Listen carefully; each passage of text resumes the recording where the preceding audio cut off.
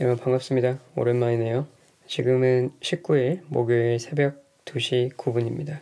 잠이 안 와가지고 공부하려고 켰습니다. 요즘 점점 생활 패턴이 꼬이는 것 같아요. 밤낮 없이. 옛날에 좀 강박적으로 10시에 자고 일찍 일어나서 좀 생활을 해야지 했는데 포기했습니다. 그냥 잠 오면 자고 안 오면 깨고 그냥 그러려고요.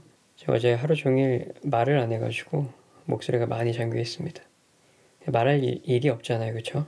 요즘에 직장인분들은 다르시겠지만. 그래서 어제 오후에 공부하다가 키워드 한번 읽어봐야지 하고 모아놓은 게 있어요. 지금 소득세법하고 법인세법에서 키워드를 한 5개 정도 모아놨습니다. 이건 읽어봐야겠다 싶어서. 그래서 지금 한번 같이 읽어볼까요? 소득세법에서는 추계, 비거주자, 총수익금액, 법인세법에서는 외국납부세액, 중간예납 이렇게 5개 한번 읽어보고 좀 에너지가 남는다면 암기 항목으로 공과금 항목들이랑 그 다음에 지주회사 수익배당금액 입금불산입하는 거 있잖아요. 퍼센테이지 그것까지 한번 볼게요. 추계부터 한번 볼까요? 소득세법에서 추계부터 보면 이거는 사업소득에 관해서인데 당연한 겁니다. 추계조사 결정 방식으로 사업소득 금액 계산하는 경우에 기준 경비율 다르니까 사업자가 어떤 업종을 영위하는지 여부에 따라서 사업소득 금액 결정에 대한 영향을 미친다라는 거고 당연한 소리죠. 그 다음에 주택 혹은 부동산 임대 사업 관한 건데 간주임대료 계산하죠. 우리 간주임대료 계산할 때 주택을 제외한 부동산인 경우에는 추계신고랑 일반적인 경우가 있죠. 추계신고할 때는 금융수익이나 건설비 상당액의 적수 차감해주지 않잖아요. 이 금융수익도 법인세법이랑 소득세법은 차이가 좀 있죠. 소득세법에서는 금융수익은 이자랑 배당만 인정을 해주는데 법인세법은 2개 더 있었죠? 기억나시나요? 저도 기억이 안 나요. 이게 암기가 안 되니까. 자, 법인세법에서의 간주임대로 계산할 때 금융수익은 총 4가지 있습니다. 이자수익, 배당금 수익, 그 다음에 신주인수권 처분이익, 그 다음에 유가증권 처분이익 이렇게 4가지 있네요. 이 2개가 왜 이렇게 안 해줄까요? 신주인수권 처분이익, 유가증권 처분이익 뭐 따로 외울 필요는 없지만 이어서 볼게요. 자, 그렇게 금융수익은 차이점이 있고요. 자, 주택인 경우에는 어떻게 하죠? 3억 차감해주고 시작하는 거죠. 그렇기 때문에 요건이 있어요. 1주택일 때 과세합니까? 안 하죠. 간주임대로 계산 안 해요. 근데 고가주택이면 또 하죠. 임대주택일 때 고가주택 여부는 9억 원 변경 안 됐죠. 그 다음에 양도소득일 때 고가주택은 12억 원으로 개정됐죠. 그래서 추계조사 신고할 때 3억 적수는 그대로 적용을 해줍니다. 단 금융수익은 안 빼주겠죠. 일반적일 때 빼주고요. 그 다음에 주택인 경우에는 또 특이점이 60% 곱한 다음에 이제 진행되는 거. 저 그렇게 특징 짚고 넘어가면 되겠고요. 다음 넘어갈게요. 자, 사업소득의 필요경비에 관해서 보면 건물과 구축물은 추계신고 또는 추계결정 시 감가상각의제 규정을 적용하지 않는다 라고 되어 있죠. 근데 이게 18년도 이후에 개인사업자도 감가상각의제 규정 적용했었죠. 그러니까 감가상각을 계상하지 않아도 의제해서 감가상각을 잡아주는 걸 했었는데 이제 추계신고할 때는 건물과 구축물은 감가상각의제 규정을 적용하지 않는다는 거예요. 퇴직급여 충당금 및 퇴직연금 충당금 한도 계산 시 추계액 있는데 이건 넘어갈게요. 일시상각 충당금은 법인세법의 경우 신고 조정을 허용하지만 소득세법은 신고 조정을 허용하지 않는다. 뭐 그렇다네요. 지금 이거 하는 거 아니니까. 추계조사 결정에 의한 사업소득 금액 계산인데 이거는 패스할게요. 이건 상당히 좀 디테일해가지고 그 기준경비율법 할 때 필요경비에서 제한매입 비용이 사업용 유형자산 매입 비용 포함되어 있으면 필요경비에서 제외하는 거 이런 것도 막 있는데 이런 거 기억하기 쉽지 않아요. 넘어가겠습니다. 자, 이건 아까 봤던 거고 사업장별 수익금액 계산 시 추계조사 결정 또는 경정을 받은 사업장은 수익금액이 없는 것으로 한다. 자, 무슨 말이죠? 접대비 관한 건데 접대비 한도액 계산할 때 자, 일반 접대비 한도액인데 중소기업 아니면 기본은 1,200만 원, 중소기업이면 3,600만 원 적용됐었죠. 그 다음에 해당 월수 있는데 이게 사업장이 2개 이상일 때 이제 접대비 한도액 계산할 때 방법인 것 같은데 알 필요 없죠. 사실 알 필요 없어요. 전 이번에 그 업무용 승용차 감가상각비 계산하는 거 그런 영업용 승용차 그거 나올 것 같은데 여러분 어떠세요? 느낌이 좀 그런데 기준경비율 제도, 추계신고제도 한번 볼까요 그냥? 기준경비율법인데 기준경비율에 의한 소득신고는 추계신고이므로 장부의 기록 보관 불성실가산세가 부과되고요.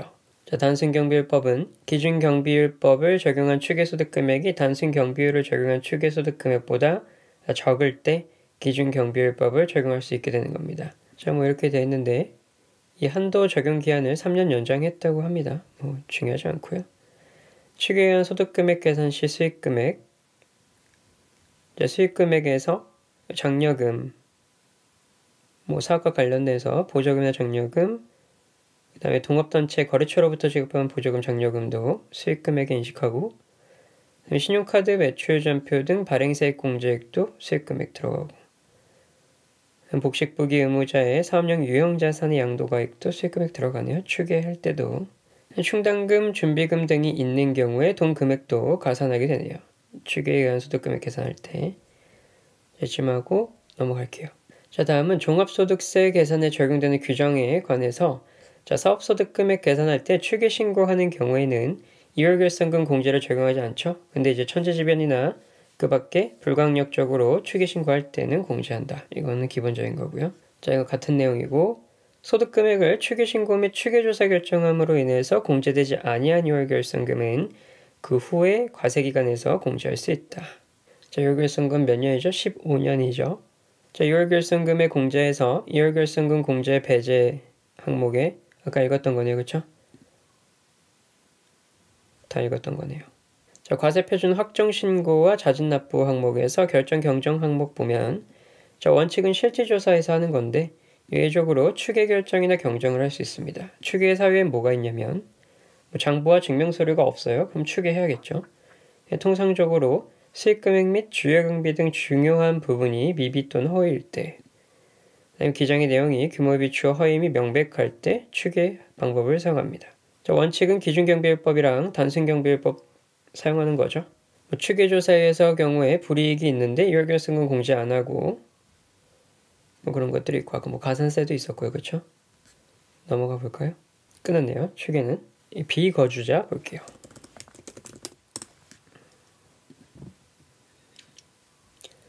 자, 한미 행정협정에 규정된 합중국 군대에서 군무원으로, 미군이죠. 미군 군무원으로 근무하고 있는 미국 국적체인 가족과 함께 서울에 살고 있고 자, 이 경우에 국내 소득세법상 쟤는 비거주자로 보죠.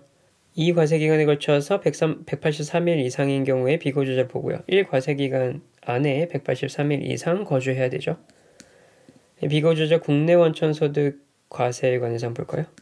비거주자가 국내 사업의 일부를 수행하기 위해서 8개월 동안 계속 존속하는 건축장소를 가지고 있는 경우에는 국내 사업장이 있는 곳으로 이제 한다, 본다, 그런 거고요. 그 다음에 비거주자에 대해서 국내 원천소득 종합과세하는 경우와 분류과세하는 두 가지 과세 방법이 있고요. 비거주자의 종합소득에 대해서 부동산 소득이 없고 국내 사업장이 없는 경우에는 분리과세를 할 수 있네요. 그렇죠? 그런데 부동산 소득이 있으면 안 되는 거네요. 국내에서 제공하는 근로의 대가로 받는 퇴직소득이 있는 비거주자에 대해서는 거주자와 같은 방법으로 분류해서 과세하면 됩니다. 조세조약에 따라서 국내 사업장이 없다는 이유로 과세되지 않는 외국법인에게 비거주자인 직업운동가가 국내에서 제공한 인적영역과 관련해서 조세조약에도 불구하고 몇 % 원천 징수한다? 20% 원천 징수한다. 비거주자가 자기 자산을 타인으로 하여금 가공만 하게 해서 이런 식으로 했답니다. 그래서 보조적으로 할 때는 국내 사업장을 있다고 보는 건 아니에요. 좀 납세 의무에 대해서 보면요. 거주자는 거소의 국외 이전을 위해서 출국하는 날의 다음 날부터 이제 비거주자가 되는 거고요. 이런 건 다 기본적인 거니까 그렇죠. 비거주자는 국내에 주소를 둔 날부터 거주자가 되고요. 5단 문구로 비거주자는 국내에 주소를 둔 기간이 1과세기간 동안 183일이 되는 날부터 거주자가 된다. 그런 식으로 장난치니까. 근데 이런 거 한번 장난쳤으니까 잘 안 나오겠죠. 그렇죠? 넘어가서 비거주자는 국내 원천소득에 대해서 소득세를 납부할 의무가 있습니다. 그리고 거주자는 국내의 원천소득에 대해서 소득세 납부할 의무가 있고요. 자, 국내 사업장에 있는 비거주자가 납세 관리인을 둔 경우에 비거주자의 소득세 납세지는 그 국내 사업장의 소재지 또는 그 납세 관리인의 주소나 거소지 중 납세 관리인이 정하는 것으로 하는 거예요. 납세 관리인이 신고하는 것으로 하는 겁니다. 자, 비거주자가 신고하는 것이 아니에요. 국외에 근무하는 자가 그 국외의 영주권을 얻고, 이건 아니네요. 그렇죠? 비거주자 아니고. 비거주자의 소득세 납세지는 국내 사업장의 소재지로 하되 국내 사업장이 없는 경우에는 국내 원천 소득이 발생한 장소로 납세지로 하고요. 사업장이 없는 경우에 그 비거주자의 거주지 또는 체류지는 오답 유형입니다. 사업자 없을 때 그 비거주자의 거주지 또는 체류지를 납세지로 한다 하면 틀린 거예요. 국내 원천 소득이 발생한 장소를 납세지로 하는 겁니다. 밑에 보시면 비거주자의 거주지 또는 체류지로 신고하는 경우에는 비거주자가 원천 징수하는 경우에 해당하는 거예요. 국내 사업장이 없다는 전제로 이 비거주자가 원천 징수할 때 그때 이제 자기의 체류지 또는 거주지를 이제 신고지로 할 수 있는 겁니다. 비거주자가 국내에 두 곳의 사업장을 둔 경우에는 주된 사업장을 판단하기 곤란할 때는 둘 중 하나를 그냥 선택해서 신고한 장소를 납세지로 하면 되고요. 비거주자는 국내 원천 소득에 대해서만 납세 의무가 있습니다. 이거 같은 말이네요. 법인이 아닌 단체가 구성한 이익의 분배 방법이나 분배 비율이 정해져 있지 않은 경우에 해당 단체를 1거주자 또는 1비거주자로 보고 과세하고요. 법인 아닌 단체 다 아시죠? 이 미등기 단체인데 이익을 분배하는 거랑 분배하지 않는 경우로 나뉠 수 있죠. 분배하면 어떻게 되죠? 공동사업으로 봐서 개별 납세 의무 가고요. 이익 분배 안 하면 단체를 1거주자로 봐서 소득세를 납부하게 됩니다. 공동사업으로 봐서 개별 납세 의무를 가지게 되면은 개인은 소득세 납부하면 되고 공동사업 하는 중에 법인이 있으면 법인세 납부하면 되고요. 그렇죠? 개인 소득세 납부할 때 비거주자이면서 분배받은 소득 외에 소득이 없는 경우에 이런 게 요건이에요. 지금 이 요건일 때 거주자 중에서 대표 신고자를 선정해서 일괄신고 납부할 수 있습니다. 해야 한다 하면 틀린 거고요. 일괄신고 납부할 수가 있는 거예요. 이 비거주자가 있는 경우에요. 원칙은 개별신고 납부하는 건데 외국인이면 좀 번거로울 수 있으니까 대표자를 선정해서 일괄 납부할 수 있다는 겁니다. 요건 뭐라고요? 비거주자가 동의해야 되고 비거주자의 국적의 납세 번호를 대표 신고자에게 제출해야 되는 요건이 있습니다. 어떨 때 비거주자이면서 분배받은 소득 외의 소득이 없을 때 이렇게 가능하다. 이번에 개정 신설된 거네요. 비거주자는 거주자가 아닌 개인을 말하고 국내 원천 소득 납세 의무를 지고 비거주자를 의지하는 경우가 있네요. 그렇죠? 외국 국적을 가졌는데 외국의 영주권을 가진 자로 국내에 생계를 같이 하는 가족이 없고 국내에 거주하리라 인정할 수 없는 자. 그리고 외국을 항행하는 선박 또는 항공기의 승무원일 때 통상 체지한 장소가 국외에 있으면 우리나라 사람이어도 비거주자로 의지한다는 겁니다. 그리고 주한 외교관 그리고 그 가족들 단 대한민국 국민은 예외네요. 그리고 미군의 구성원 그리고 군무원 및 그 가족들은 비거주자로 의지합니다. 그래서 오산에 있는 미군 부대 가면은 거기서 결제하면 LA로 결제됩니다. 땅이 LA 걸로 나와요. 개정됐는데 비거주자 외국법인의 국제거래 관련 자료 제출 기한의 연장입니다. 제출 기한 연장됐대요. 개정된 사항인데 과세기간 3년도 종료에 속하는 달의 말일부터 6개월 이내에 제출한다고 되어 있네요. 제출 서류는 내부거래 명세서, 경비, 배분 계산서 등이 있답니다. 거주자 또는 비거주자가 되는 시기인데 비거주자 되는 시기 아까 봤죠? 출국하면 출국하는 날의 다음 날이 되고요. 국내에 주소가 없거나 국외에 주소가 있는 것으로 보는 사유가 발생한 날의 다음 날로 이제 비거주자가 됩니다. 소득세의 납세지인데 비거주자는 2개 이상 사업장 이거 다 봤죠? 아까 봤어요. 연금소득 및 퇴직소득에 관해서 국내에서 거주자나 비거주자에게 연금소득을 지급하는 자는 그 거주자나 비거주자에 대한 소득세를 원천 징수하고요. 그 징수일에 속하는 달의 다음 달 10일까지 납부하죠. 비거주자가 선박 항공기의 외국 항행 사업으로부터 얻은 소득 세액 감면인데 그렇답니다. 여기는 양도소득세에 관해서인데 양도소득세가 비과세되는 1세대 1주택으로 보유기간은 2년 이상으로 하죠. 다만 비거주자가 그 주택에서 거주한 상태로 거주자로 전환된 경우에는 3년 이상으로 합니다. 조정 대상 지역에 있는 주택의 경우 해당 주택의 보유기간 2년 이상이고 그 보유기간 중 거주기간이 2년 이상인 주택으로 하고요. 양도소득세가 비과세되는 1세대 1주택의 보유기간. 또 나오네요. 2년 이상 보유 요건에서 비거주자가 3년 이상 보유하고 거주한 상태로 거주로 전환된 경우에 해당 주택에 대한 보유기간을 포함한다. 자, 여기까지 비거주자 봤고요. 그 다음에 총수익 금액 볼게요. 아, 이거 너무 많은데? 아, 이거 너무 많네요. 61개. 할까요? 제가 요즘 번아웃이어가지고 한 가지를 오래 하기가 힘듭니다, 요즘에. 그래서 좀 그것 때문에 긴장이 돼요. 이게 원래 지금이 제일 중요하잖아요. 근데 자꾸 뭐 하다가 팅팅 끊기더라고요. 하죠. 자, 사업과 관련된 경우에는 관련된 사업소득의 총수익 금액에 포함하며 자, 사업소득으로 분류하고 그 외의 경우에는 과세 제외됩니다. 자, 뭐죠 이거? 보험차익에 관한 거였는데 자, 기타 이자소득에서 이자소득 범위에 관한 거였네요. 자, 기타 이자소득 보면은 보험차익 있죠? 보장성 보험은 비월고소득으로 과세 제외됩니다. 자, 이런 거 충분히 이자소득 말 문제로 나올 수 있죠. 보장성 보험, 비월고소득 과세 제외고 자산의 멸실 또는 손괴로 인해서 지급받는 것도 과세 제외인데 사업과 관련된 경우에는 관련된 사업소득의 총수익 금액에 포함한다. 근데 이자소득이 아니라 뭐다? 사업소득으로 분류한다.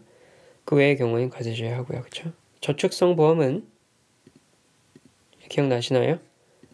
10년 장기로 하면은 과세 제외되고 단기인 경우에는 이자소득 과세하고 13년 2월 10월 이후가입부는 법서정의 요건을 충족했을 때 과세를 제외하는데 요건은 뭐 이렇게 3개 이렇게 있습니다. 이의 경우에는 이자소득으로 과세하고요. 그러니까 장기일 때 과세 제외하는 건 저축성 보험인 경우 13년 2월 14일까지 가입했던 분에 대해서 그렇게 보는 거고요. 이후가입부는 요건이 있습니다. 장기저축성 보험에 보험 차액이어야 된다. 뭐 이런 것들이 있습니다. 지금 이거 보는 건 아니니까 넘어갈게요. 자, 배당소득 범위에서 출자 공동사업자에 대한 배당소득에서 공동사업의 총수익 금액과 필요경비가 확정된 날이 속하는 과세기간의 종료일이 수입 시기로 보는 거죠. 총수익 금액과 필요경비가 확정된 날이 속하는 과세기간의 종료일이 수입 시기다. 그 다음에 공동사업에 발생한 소득 금액 중 손익분배 비율에 상당하는 금액이 이제 배당소득이 되고요. 배당도 한번 보긴 해야 되는데요. 다음에 볼게요. 자, 계산 문제로는 총수익 금액 계산하는 게 있긴 하지만 자, 사업소득권에서 먼저 보면 소매업 등 영수증을 교부할 수 있는 사업자로서 금전 등록기를 설치하고 사용하는 사업자의 경우에는 당인연도 수입한 금액의 합계액에 따라서 총수익 금액을 계산할 수 있게 됩니다.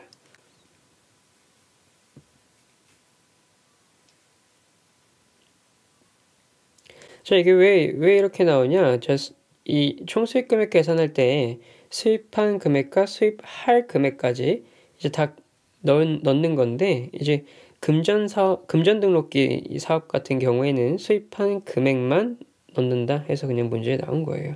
분철료는 부동산 임대료로 인한 총수익 금액으로 보지 않는다. 분철료는 광물 채굴의 대가를 말합니다. 일반 사업소득에 해당하고요. 자, 총수익 금액 계산했는데 이런 거는 건너뛸게요. 말 문제만 일단 볼게요. 주택 임대료에 대한 소득은 2천만 원 이하면 분류과세 신청할 수 있는 거 다 아시죠? 총수익 금액에 산입되는 거 한번 볼까요? 가사용으로 사용한 재고자산의 가액은 자가소비에 해당하는 재고자산의 경우 그 재고자산을 매출한 것으로 봐서 시가를 총수익 금액에 산입하고요. 원가 상당액은 필요공비에 산입하게 되죠. 법인세 환급액과 동일한 사유로 총수익 금액에 해당하지 않는다. 뭐가요? 소득세 환급액은 총수익 금액에 해당하지 않는다. 자, 사업소득 금액은 총수익 금액이 아닙니다. 총수익 금액에서 필요금비를 뺀 게 사업소득 금액이 되는 거예요. 징수대행 금액은 사업소득 총수익 금액에 산입하지 않고요. 관리비 수입이 있는데 여기서 이제 징수대행으로 한 거는 총수익 금액에 산입하지 않는다 그런 거죠. 자, 그리고 소득세 비용 같은 거 송금불 산입하고요. 그렇죠? 자가소비 이런 거.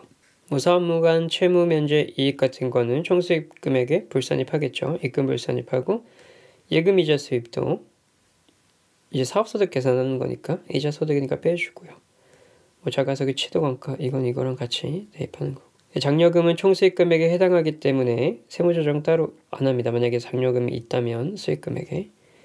예금이자 수입은 이자 소득으로 과세되기 때문에 총수익 금액 불산입으로 세무조정하게 되고요. 자, 사업소득의 필요경비에 관해서 보면요.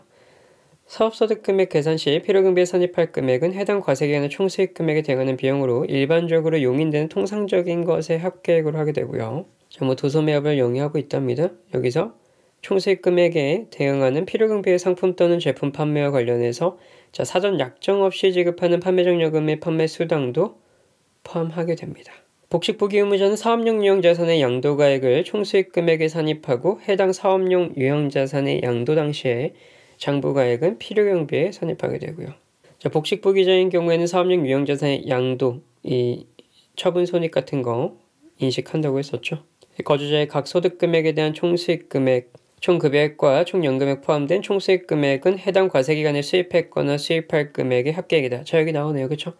수입했거나 수입할 금액의 합계액을 총수익 금액으로 하는데 아까 뭐야? 금전 등록기 설치해서 사용하는 사업자는 수입한 금액만 이제 하는 거다. 거주자의 사업소득 금액을 계산할 때 이전 과세기간으로부터 이월된 소득 금액은 해당 과세기간의 소득 금액을 계산할 때 총수익 금액에 산입하지 않는다. 무슨 말이죠? 자, 이전 과세기간으로부터 이월된 소득 금액은 해당 과세기간의 소득 금액을 계산할 때 총수익 금액에 산입하지 않는다. 자, 그렇겠죠? 부가치세의 매출세액은 해당 과세기간의 소득 금액을 계산할 때 총수익 금액에 산입하지 않습니다.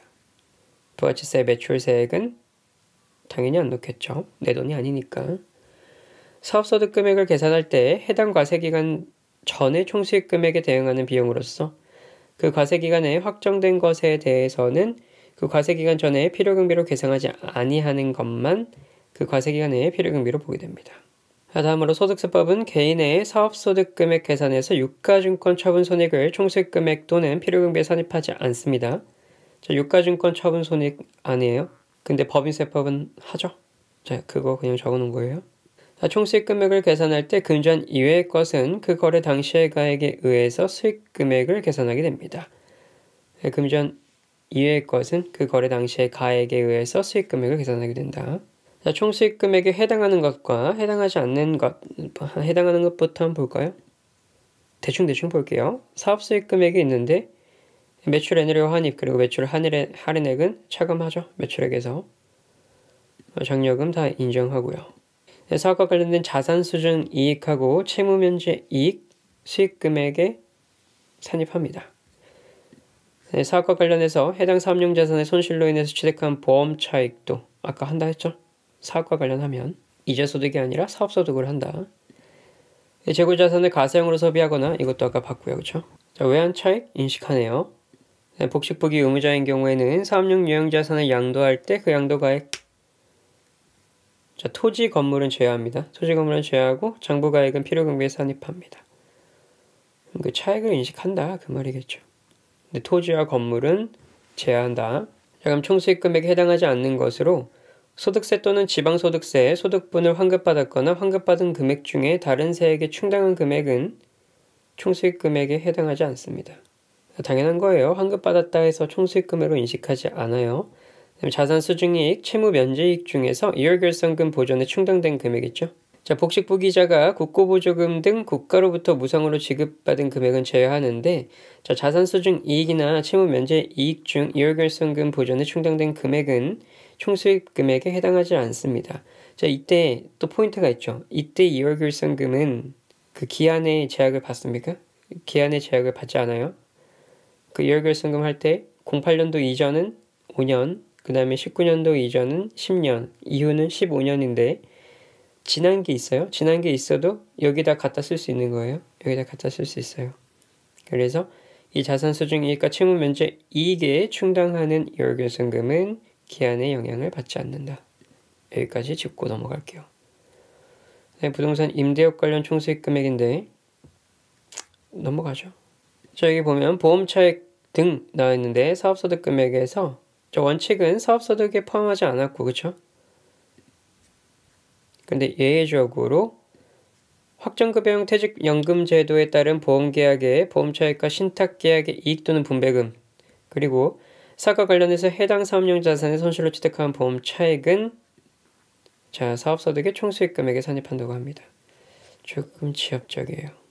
사업소득 금액은 자산수중 이익이나 채무면제 이익은 사업과 관련됐을 때 총수익 금액에 포함하고 사과 관련이 없을 때는 총수익 금액에 포함하지 않고 증여세로 과세하게 됩니다. 자산수중 이익과 채무면제 이익, 사업과 관련 없으면 뭐로 과세한다? 증여세로 과세한다. 자산의 평가차익 소득세에서 인식합니까? 인식하지 않죠. 법인세는 보험업 등 법률에 의한 평가차익은 입금 항목으로 들어갑니다. 화폐성 외환자산 부채 등의 환산소익은 법인세는 종료율 환율 평가 방법 선택 시 입금 항목, 송금 항목으로 인정되죠. 근데 소득세에서는 총수익 금액과 필요경비에 포함하지 않아요. 화폐성 외화자산 부채 등의 환산손익 같은 건요. 외환 차익 아까 인식하지 않았나? 그래, 총수익 금액에 해당하는 외환 차익 있는데 그럼 뭐가 다른 거죠, 이게?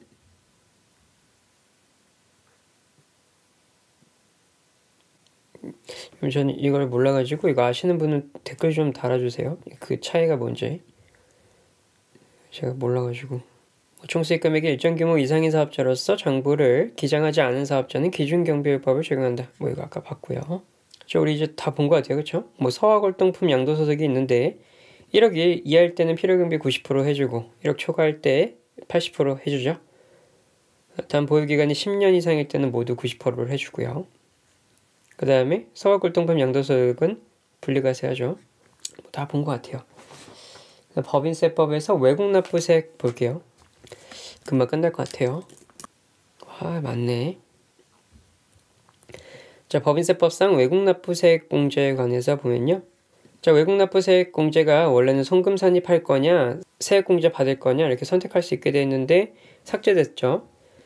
무조건 세액 공제 받는 거죠. 세액 공제 받고 나서 10년이 지나도 이제 다 못 받았으면 그때 다음 해에 이제 송금에 산입할 수 있게 해줄게. 그렇게 이게 지금 그 문구입니다. 그렇게 바뀌었고요. 내국법인이 조세조약 상대국에서 해당 국의 원천소득에 대해서 법인세를 감면받은 세액 상당액은 조세조약이 정하는 범위 내에서 세액공제 대상이 되는 외국납부세액으로 본다. 직접 외국납부세액이란 해당 법인이 외국에서 국의 원천소득에 대해서 납부했거나 납부할 것으로 확정된 세액으로 가산세는 제외한다. 납부할 것도 포함됩니다. 외국납부세액 공제 한도액 계산 시에 국별 한도 방식만 적용한다. 일괄 한도 방식은 금지. 그러니까 국가별로 이거 하는 거 아시죠? 국가별로 합니다. 다 통합해서 하는 게 아니고요. 그 말인지는 모르겠지만 제가 알고 있는 지식으로는. 계산 문제는 넘어가고요. 외국납부세액 공제 시 이건 아까 그 멘트랑 똑같네요. 천재지변 등이나 이런 이유로 추기에서 결정하는 경우에 2월 결승 공제랑 외국납부세액도 가능하다. 그 말이고요. 외국납부세액 보면은 기납부세액 공제가 아니고 이제 10년간 2월 공제하는데 공제받지 못한 경우에는 종료의 다음 날에 속하는 3년도에 송금으로 산입한다고 했습니다. 이무 납부했거나 납부할 것을 적용하고요. 한도로는 법인세 산출세액이 있죠. 그러니까 외국에서 납부한 법인세 산출세액에서 양도 차익은 제외하고서 거기에 국의 원천소득을 곱한 다음에 법인세 과세 표준을 나눈 것으로 한도를 잡습니다. 국가별로 구분해서 적용하고요. 국외에서 한 거 적용하는 거예요. 외국 법인세 보면은 실제 외국납부세액이 있고 간주 외국납부세액이 있고 간접 외국납부세액 세 가지가 있어요. 세 가지가. 그러면 실제 외국납부세액은 뭐냐면 법인의 소득에 대해서 과세된 직접세로 보는 거예요. 법인세로 볼 수 없는 것은 적용하지 않고요. 간주 외국납부세액은 해당 국가의 세액 공제를 받은 경우에 그것도 세액으로 인정해주겠다는 거예요. 그러니까 나라별로 세액 공제율이 다 다를 거 아니에요? 법적으로. 그러니까 그쪽에서 받은 세액 공제 혜택인데 그것도 내가 납부한 외국 납부 세액으로 봐주겠다는 겁니다. 그래서 간주 외국 납부세액으로 하는 거고요. 상호 혜택주의인 경우에 적용하는 건데 그렇게 많진 않아요. 일본하고 미국 이런 거 했을 것 같은데 안 했습니다. 중국, 베트남, 터키 등이 있고요. 중요하지 않아요. 간접 외국 납부세액은 외국 자회사로부터 받은 수입 배당 금액이 포함되어 있을 때 그때 이거를 간접외국납부세액으로 하는 겁니다. 그래서 실제 외국납부세액과 간접외국납부세액은 개념이 다르죠. 자, 그렇게 봤고요. 똑같아요. 다 같은 말 적혀 있습니다. 추계조사 시에 법인세법에 의한 요율결손금공제 그리고 외국납부세액공제 적용하지 않는다고 했습니다. 자, 그러나 재해손실세액공제는 적용이 가능하네요. 추계조사하는데도 불구하고 재해손실세액공제는 적용이 가능합니다. 다 봤고요. 중간예납, 마지막 중간예납 볼게요. 자, 합병에 의한 신설법인은 사업연도가 6개월을 초과한다면 최초 사업연도에 중간예납을 해야 됩니다. 합병에 의한 신설법인은 사업연도가 6개월을 초과한 경우에 최초 사업연도에 중간예납을 해야 한다. 신고납부기한 내에 신고납부를 하지 아니한 중간예납세액에 대해서는 납부지연 가산세만 부과하게 됩니다. 중간예납세액에 관해서는 납부지연 가산세만 부과한다. 신고 불성실 가산세는 없습니다. 그러니까 중간예납세액 신고를 안 했더라도 신고 불성실 가산세는 없다. 중간예납세액은 중간예납 기간이 경과한 날로부터 2개월 이내에 납부해야 되고요. 중간예납세액을 직전 사업연도의 법인세 납부 실적을 기준으로 계산하는 경우에 직전 사업연도의 법인세 산출세액의 가산세는 포함하고요. 토지 등 양도소득에 대한 법인세 및 미완료소득에 대한 법인세는 제외하게 됩니다. 그러니까 중간예납세액 계산할 때 가산세는 포함하는데 양도소득 관한 법인세나 미완료소득에 대한 법인세는 제외한다는 거예요. 자, 사업연도가 6개월 이내일 때 중간예납 의무 없고요. 합병 또는 분할에 의하지 아니하고 새로 설립된 법인의 최초 사업연도에도 중간예납은 하지 않습니다. 그런데 합병 또는 분할할 때 6개월 이상 했을 때는 중간예납세액 납부한다. 납세지 관할 세무서장은 중간예납 기간 중 휴업 등의 사유로 사업소액 금액이 없는 법인에 대해서 그 사실이 확인된 경우에는 중간예납 기간에 대한 법인세를 징수하지 않습니다. 휴업해서 사업소액 금액이 없으면 중간예납 기간에 대한 법인세 징수하지 않는다. 중간예납에 대해서 국세기본법에 의한 수정신고나 경정청구가 인정되지 않습니다. 그렇다네요. 그렇죠? 중간예납에 대해서는 수정신고나 경정청구가 인정되지 않는다. 직전 사업연도에 중소기업으로서 직전 사업연도의 산출세액을 기준으로 하는 방법에 따라 계산한 금액이 30만원 미만인 내국법인은 중간예납 의무가 없습니다. 자, 이것도 법인세만 안 바뀌었죠. 이상하게. 소득세랑 부가치세는 50만원이죠. 50만원으로 바뀌었죠. 근데 법인세만 30만원이야. 사립학교를 경영하는 학교법인과 사학협력단은 중간예납세액의 납부 의무를 지지 않습니다. 중간예납세액도 1,000만원을 초과할 때는 정규법인세와 마찬가지로 분납이 허용되고요. 각 연결사업연도의 기간이 6개월을 초과하는 연결모법인은 해당 연결사업연도 개시일부터 6개월간을 중간예납기간으로 해서 연결중간예납세액을 중간예납기간이 지난 날부터 2개월 이내에 납세지 관할세무서 등에 납부해야 된다. 단어만 좀 다르지 내용은 똑같습니다. 중간예납세액은 징수하는 것이 아닌 신고하는 거고요. 중간예납 의무가 없는 법인들을 보면은 학교들, 사학협력단, 중소기업인데 30만원 미만인 내국법인, 중소기업이어야 되네요. 그렇죠? 중소기업인데 30만원 미만인 내국법인. 제가 아까 말했죠. 부가치세랑 소득세는 50만원으로 변경됐는데 법인세는 변경되지 않았다. 신설법인의 최초 사업연도 단 합병 분할에 의한 경우 중간예납을 해야 한다. 근데 이것도 6개월 이상일 때만 적용이죠. 청산법인과 국내 사업장이 없는 외국법인은 중간예납 의무가 없습니다.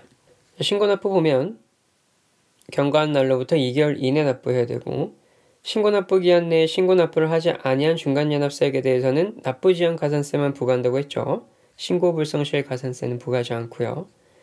중간예납세액은 국세기본법상 수정신고와 경정청구의 대상이 되지 않는다고 했습니다. 자, 끝났네요. 저 에너지가 떨어질 줄 알았는데 하다 보니까 또 괜찮네요. 그래서 법인세법에서 공과금 항목하고 그 다음에 지주에서 수입배당금 입금불산입하는 거 퍼센테이지 암기 항목 그것만 딱 보고 끝낼게요. 공과금 항목 볼게요. 제가 암기사항이니까 자, 폐수배출 부담금 같은 거 법령에 의한 금지, 제한 등의 위반에 대한 제재로서 부과되는 공과금으로 성금 불산입 항목입니다. 자세한 보면요. 공과금은 원칙은 송금 항목이에요. 공과금은 교통유발부담금, 폐기물 처리부담금 등 같은 게 이제 송금으로 인정이 돼요. 근데 예외적으로 송금 불산입 항목들이 있습니다. 송금 불산입할 때 소득처분은 기타 사유출로 소득처분하고요. 자, 임의출연금 같은 거, 그 다음에 폐수 배출부담금 이런 거는 송금 불산입 항목입니다. 자, 벌가금, 그 다음에 가산금, 강제징수비 등 같은 거는 원칙은 뭐예요? 송금 불산입하고 기타 사유출로 소득처분하는 거죠. 종류가 다양한데 키워드가 있어요. 자, 사전 계약상의 의무 불이행으로 인한 지체상금, 연체이자, 연체금 등은 송금 항목입니다. 그러니까 연체, 지체 등의 단어가 들어가게 되면은 송금으로 인정을 해줘요. 근데 단, 자, 땡땡땡을 징수하는 연체금 이러면은 송금 불산입이에요. 자, 그래 연체랑 지체라는 단어가 들어가게 되면은 송금으로 인정이 돼요. 그런데 징수하는 연체금 이런 식으로 되면은 송금 불산입이라는 거예요. 자, 그렇게 알아두면 되고, 그 다음에 폐수배출 부담금은 송금 불산입인데 폐기물 처리 부담금은 송금으로 인정이 된다. 그리고 교통유발 부담금도 송금으로 인정이 된다. 공과금 여기까지 보면 되고요. 그 다음에 지주회사 수입 부담금 이거 볼게요. 저희가 최신 자료 봤죠? 자, 일반적일 때, 일반 법인일 때랑 이거는 지주회사일 때인데, 자, 만약에 폐출자 법인에 대한 출자 비율이 100%이면 100% 입금 불산입 되는 거죠. 자, 이거 어떻게 외우냐? 3, 5 기준으로 두고 그냥 외우시면 돼요. 30% 이상이면 50%다. 미만이면 30%다. 그다음에 100% 이렇게 딱딱딱 두고 외우시고요. 그다음에 주권상장법인 외법인인 경우에는 이제 50%로 기준으로 잡는 겁니다. 그래서 여기 30% 50% 기억만 하면은 주권상장법인 외법인인 경우에 이제 50%는 50% 미만으로 기준으로 잡는다. 그래서 3, 5만 기억해 두고 넘어가고요. 그 다음에 지주회사일 때, 자회사일 때 이제 30% 이상 미만, 그 다음에 40% 이상 이렇게 나뉘죠. 원래 이거 옛날에는 2, 3, 4였는데 그쵸? 근데 바뀌었네요. 3, 4로. 3, 4로만 잡으면 되겠네요. 그래서 30%가 위에도 기준이었으니까 30% 기준으로 잡고 3, 4 해서 8, 9, 10, 100% 들어가면 되겠네요. 주권상장 외법인인 경우에는 또 50%, 3, 50%니까 50%랑 80% 이렇게 해서 이것만 외워두시면 됩니다. 여러 번 보면 외우겠죠, 그렇죠? 자, 셋이네요. 여러분 수고하셨습니다. 덕분에 1시간 알차게 공부했네요. 감사합니다. 좀 힘내보자고요. 저부터 힘내겠습니다. 자, 수고 많으셨습니다.